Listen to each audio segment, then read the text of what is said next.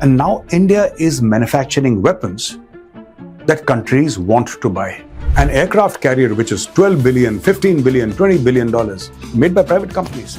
Less than 6 years or approximately 6 years, our defense exports have doubled. Today, we have more than 600 drone manufacturers in India, suppliers from the private sector, but complete weapon platforms were not being made by the private sector in India.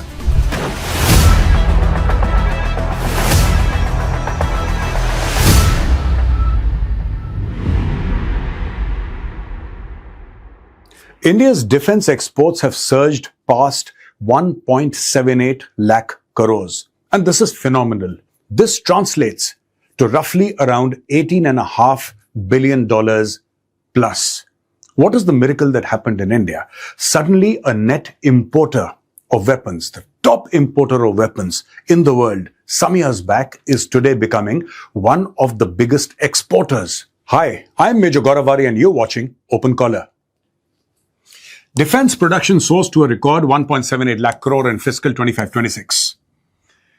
India's annual defense production has surged to an all-time high of 1.78 lakh crores in the financial year 25-26. The Defense Ministry said on Wednesday, this milestone represents an impressive 15.6% growth.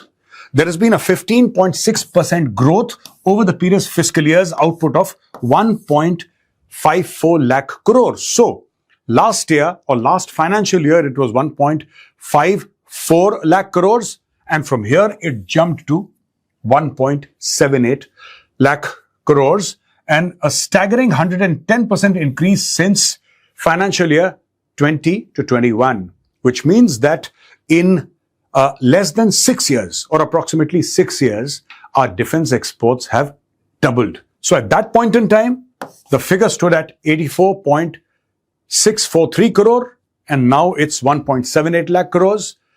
Indigenous defense production has increased nearly fourfold from 43,746 crores in financial year 2013-2014. So, 400% increase in indigenous defense production, which means that there was a time when only government organizations were allowed to manufacture things for defense. They would have their partners, they would have their suppliers from the private sector, but complete weapon platforms were not being made by the private sector in India.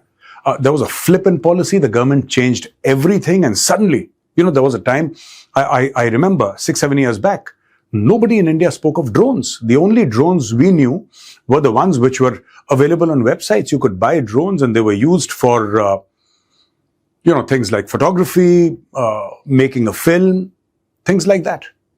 I remember in Kashmir, the Rashtra Rifles would use it for a reconnaissance. Like there were terrorists holed up inside a house. And then it was too dangerous to send soldiers, so we'd send a drone. That was the limited purpose of the drones that we had. Today, we have more than 600 drone manufacturers in India.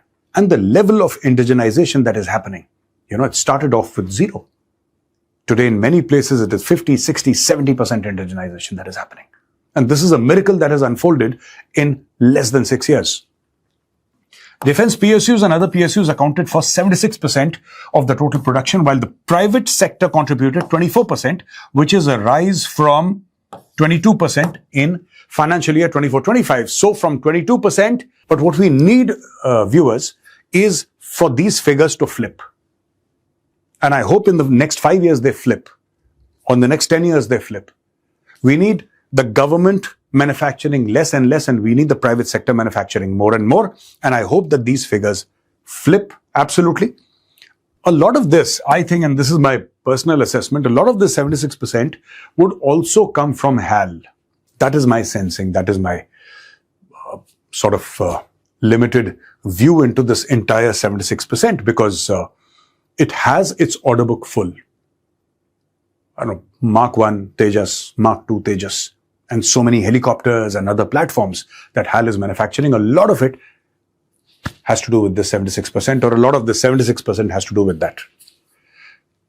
The share of the private sector is at an all-time high of around 42,000 crore in financial year 25-26, reflecting its expanding role in the defense ecosystem.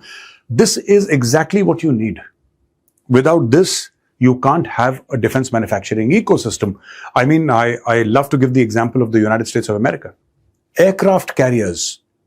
There is no bigger weapons platform than an aircraft carrier. It's like a floating city. An aircraft carrier which is $12 billion, $15 billion, $20 billion, made by private companies. The F-35, the finest, perhaps the finest fifth generation fighter aircraft in the world, is made by a private company. The weapons that they use are all made by private companies. And this is exactly what must happen in India at a later date. The growth in defense production over the years has tremendously contributed to achieving the record defense export of 38,424 crore in 25-26. So this is rupees 38,424 crores. This is $4 billion US plus that we've been able to export. Atmanirbhar Bharat strengthening India's defense power. If you see then, 2014, approximately 46,000 crore defense production. Now, 2026, approximately 1.5 lakh crore. And this is the real figure here. 1.78 lakh crore. And how Atmanirbhar Bharat push in defense? DPEPP policy, reforms for domestic manufacturing, 36,000 plus items identified for indigenization. And a lot of these items were actually put in the negative list by the Ministry of Defense. And they said that we have the capacity to manufacture this in India. We should not import these things. We should manufacture these platforms or this part of equipment or spare parts or entire platforms in India itself. So that is what contributed to 1.78 lakh crores. India currently exports defense equipment to over 80 countries, with the number of defense exporters increasing to 145 from 128 in the previous year. So last year, India sold to 128 countries. This year, India has sold to 145 countries.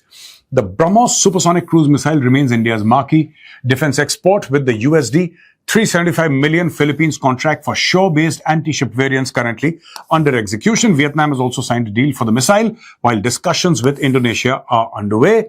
Armenia has emerged as another major buyer, procuring Pinaka multi-barrel rocket launchers, Swati weapon locating radars, anti-tank munitions, and the Akash air defense system in recent years, marking one of India's significant breakthroughs in conflict-prone region. Now, you have Mauritius, you have so many other countries. I'll tell you country by country who has bought how much. But we are also talking about ALH Dhruv helicopters, Dornier 228 aircraft, and other maritime surveillance equipment and platforms. Indian shipyards have also delivered offshore patrol vessels and interceptor boats to countries in Africa and Southeast Asia. And they're saying that expansion of domestic manufacturing has been supported by measures such as positive indigenization list, covering over 5,500 defense items, preference for domestic procurement under the Defense Acquisition Procedure, and initiatives such as IDEX and Srijan portal. So what I was referring to as the negative list is actually the positive indigenization list. Old habit of saying negative list. So please pardon me. Now, these are India's top buyers, and Myanmar, 28%. So 28% of our exports go to Myanmar. We have Philippines at 19%. We have Armenia at 15%. We have Sri Lanka at 13%. Then Mauritius at 8.3%. Seychelles at 6%. Vietnam at 5.5%. And then there are other countries. Now, apart from BrahMos, I won't say that these are, or apart from what we sell to Philippines and Armenia, I'm not saying that these are very big ticket items and billions upon billions of dollars. No, that's not true. But the miracle is that we have started off in the right direction. We've started off on the right foot. And now India is manufacturing weapons that countries want to buy.